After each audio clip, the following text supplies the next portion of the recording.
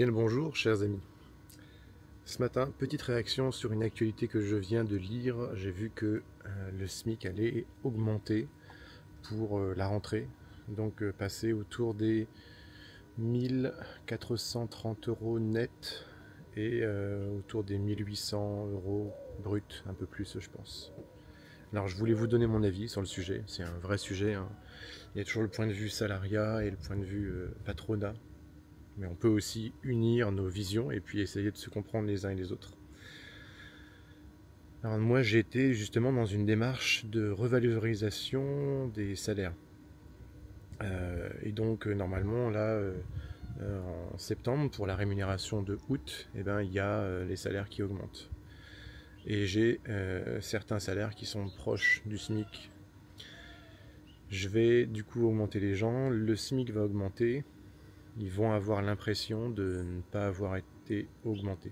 C'est quasiment certain parce qu'en fait, le SMIC il nous impose un plancher psychologique à se dire je ne peux pas gagner plus bas et donc le départ c'est ça. Vous savez, j'ai un salarié qui est resté entre 5 à 6 ans dans l'une de mes structures et l'un de ses arguments de mécontentement le jour où il est parti c'est de toute façon je gagne quasiment le SMIC. Et vous savez quoi, ce salarié, je l'ai augmenté de 50 à 100 euros quasiment tous les ans où il était là. Mais le SMIC a tellement été revalorisé ces dernières années que c'était un peu une course. Le SMIC augmentait, il était revalorisé. Il était revalorisé, le SMIC augmentait. Et les deux étaient toujours comme ça, un petit peu au coude à coude. Et du coup, l'effet psychologique, c'est qu'à la fin de... à la période où il a décidé d'arrêter de travailler avec moi, ça remonte à il y a quelques années, eh bien, il m'expliquait, voilà, aujourd'hui le SMIC est là, moi je suis là, tu te rends compte de ce que je gagne pour quelqu'un que j'ai augmenté assez régulièrement, hein. Ça, c'est quand même un effet très pervers, hein.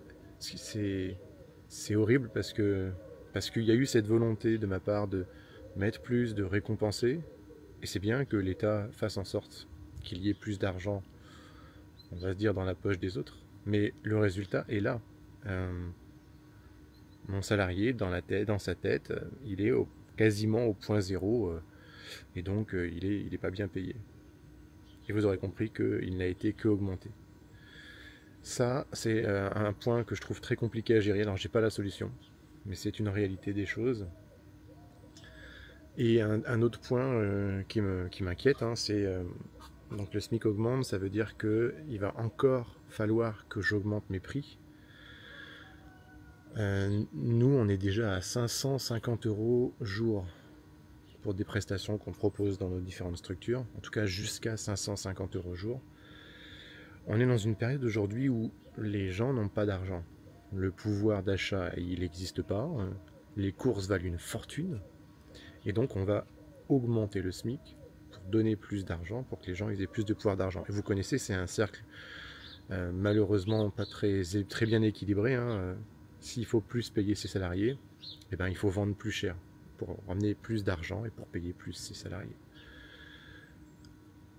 Ça s'arrête quand en fait? Parce que il y a un moment donné, c'est ce qu'on fait à chaque fois, hein, la monnaie a une valeur qui ne veut plus rien dire, hein. Vous vous rappelez, là, pour ceux qui ont connu les francs, je sais, ça date un petit peu, mais j'ai connu les francs.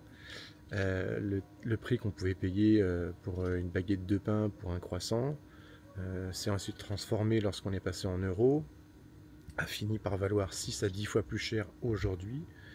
Et je me souviens quand l'euro est sorti, un billet de 10 euros, c'était beaucoup.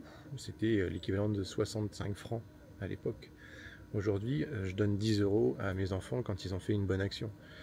Quand ils ont entendu toute la pelouse ou des trucs comme ça. S'ils regardent cette vidéo, ils me diront papa, tu mens, tu nous donnes pas vraiment 10 euros. Ouais, mais les gars, je vous achète tellement de trucs à côté, je vous fais des virements sur vos comptes.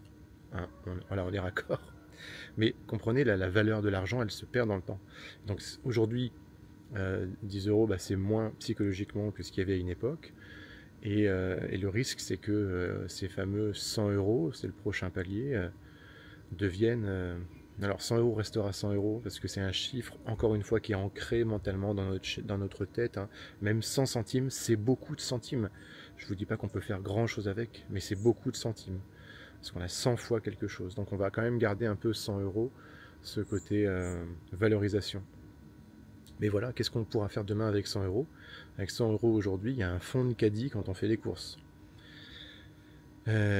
Oui, ça m'arrive de faire mes courses aussi chez Lidl, où en fait on fait absolument partout, on fait comme tout le monde, on ne fait pas exception, on cherche là où les tarifs sont abordables et où on peut manger un minimum correctement.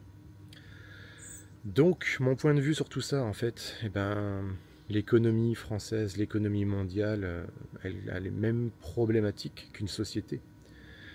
Une société où on la fait monter, où on essaie de la stabiliser, où elle meurt.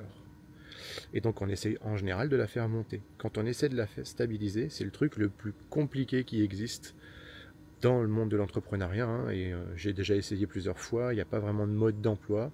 Il y a des choses compliquées parce que ça veut dire qu'il faut refuser du client, il ne faut pas stagner technologiquement ni financièrement, il faut avoir tout le temps le business bien équilibré, enfin c'est compliqué. Et donc en général, même quand on veut stagner, on stagne avec, on augmente, on augmente. Et ben, l'économie française, elle fait pareil, elle augmente, le coût de la vie augmente, paradoxalement du coup la valeur de l'argent descend. Le pouvoir d'achat baisse, c'est pas parce que les choses augmentent, vont mieux, que le reste va mieux, vous voyez. Bref, c'était une pensée du jour, je suis très preneur de vos points de vue sur cette situation, parce que c'est très intéressant, c'est en échangeant nos points de vue aussi qu'on peut améliorer tout ça. Alors pas nous, à notre échelle, mais des personnes qui passeraient par là, qui pourraient nous lire, dans lesquelles ça pourrait venir renforcer une réflexion personnelle, ne sait-on jamais. Sur ce, petit café, bonne journée.